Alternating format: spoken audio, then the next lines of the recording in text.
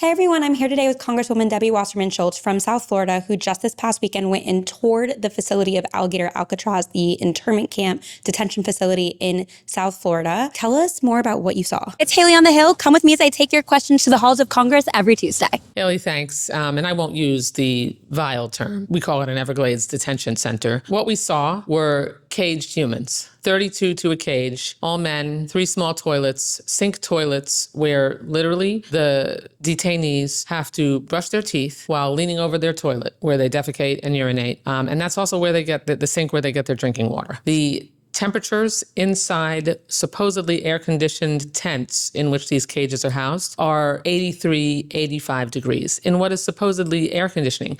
Where they're housed, we were just allowed at the threshold. And so imagine, because there's 8 cages with 32 men in it each, packed in like sardines, wall-to-wall humans, the temperature obviously was brutally higher than that. And we've heard stories from people being held in prison or in this detention center saying that their food has maggots in them, that they haven't had access to their medication, that the lights have been on 24/7. And people who are advocating for this facility to exist are saying these are normal conditions and that the individuals being held here are criminals. What is kind of the defense to this, because this seems so unbelievably inhumane? Okay, well, first, if the members of Congress and state legislators had been unable to do an unannounced tour, which federal law requires that they give us when we present ourselves, I passed the federal law that requires that, so I know. Then we would have seen what daily conditions are really like. But they wouldn't allow that. They got wind that we were going to do an unannounced tour on Saturday, and so instead they threw together a pre-planned tour, sent emails to all the state legislators, all the members of Congress, and showed us what they chose to show us. They would not show us the medical center where, the medical tent where detainees are being treated. They wouldn't actually take us inside the caged area where the detainees were. Didn't give us a reason. That they have to take us under federal law as members of Congress anywhere that we ask to see, if it's a facility run by ICE holding detainees or run for ICE holding detainees. So they definitely broke the law. Now, we'll be back. We're going to go see it unannounced, and they're going to have to show us everything. But we saw a sanitized view for sure. And the sanitized view couldn't even be cleaned up enough to not shock your conscience. On food, and we asked about the stories about the lights being on all night. We were not given an answer. The supposedly food, bugs in the food. It's what was disturbing about the food is they walked us through a meal prep area. And so they had the meals for the employees, which were big pieces of roast chicken and large sausages, and then little gray turkey sandwiches with apples and chips. Now, mind you, this is cages full of grown men. I don't know many large grown men that just eat a small gray turkey sandwich and an apple and chips and call it a day when it comes to what they need to sustain themselves for lunch. And why a difference between what they feed the employees and what they feed the detainees? I can tell you that when I went to Chrome Detention Center, which is a permanent detention center, and they had a temporary structure there. That temporary structure, no cages. The detainees were walking around. They were laying on cots. It wasn't the best environment, but they told me that the reason they had to be in cages is because it was a temporary facility. Well, in the temporary facility at Chrome, apparently that rule didn't apply, or they apply it selectively, because the cruelty here is the point, Haley. The cruelty is the point. The stunt.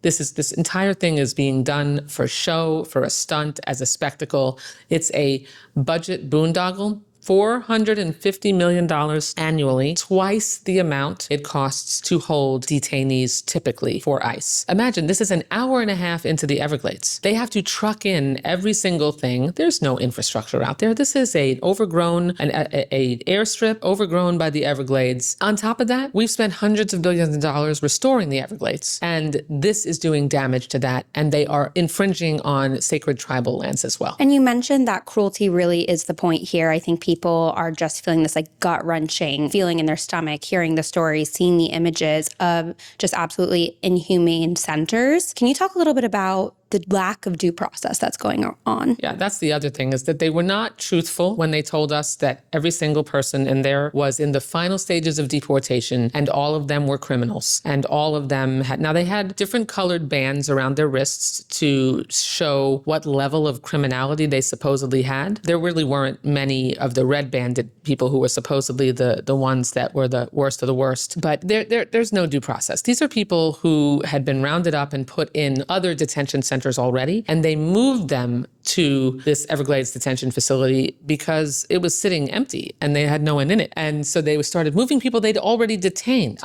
These are people who have not gone through hearings. I'm not sure what final stage of deportation they are in. It implied that they'd been through all the due process they had. But then I woke up Sunday morning and the Miami Herald had a full-blown reported story that most of the people, they had the list of people who were housed there, and most of them had no criminal record. So they're not being truthful. This is a black ops site. And listen, what people have to do is that they have to continue to call, email, text your member of Congress, go down to their events, Republican members, because the Democrats are not okay with this, and make sure, but go ahead and communicate with your Democratic member of Congress too, because unfortunately, this is a completely opaque site. They let us in for a cleansed, sanitized tour, as I mentioned, and they're not being truthful. We'll be back. Mark my words. We were able to get the Homestead Detention Center, which housed undocumented, unaccompanied minors in the first Trump term. We were eventually able to get it closed because of sunlight, because protesters relentlessly protested outside the facility, because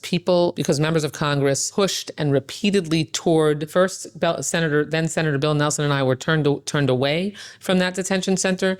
We changed the law, went back. They had to give us an unaccompanied tour. We saw what was really going on there. We came back out and talked about how those kids were being treated, and eventually the relentless pressure and the media attention. And now we have even more social media. So, folks, pay attention to follow your influencers like Haley Lichstein here, who are so responsible and have spread the word and given put so many more eyeballs on what these extremists who are more loyalty and have more fealty to the MAGA movement than they do to the humans that we were elected to represent. It's outrageous. And so I just want to end kind of really putting a pin in what you just said, is that public pressure worked in the past. People were able to help rally behind members like you and get a detention center shut down. So what is the message exactly that they should be calling? How do we keep this going? Call your member of Congress and tell them that there should be no cages in the Everglades, that we should not infringe on tribal lands, that we shouldn't waste hundreds of millions of dollars restoring the Everglades only to destroy the progress that we've made over 25 years. And I want everyone, I keep seeing on my own social media, okay, Debbie, you're just complaining about it. What are you doing about it? Accountability, oversight, sunlight, protest, pushback. Believe me, these MAGA extremists don't like all this attention. That's why they let us in on Saturday for a pre-planned tour, because they sure didn't want us showing up unannounced, knowing they had to show us what was inside, and having us get a look at what was really going on there.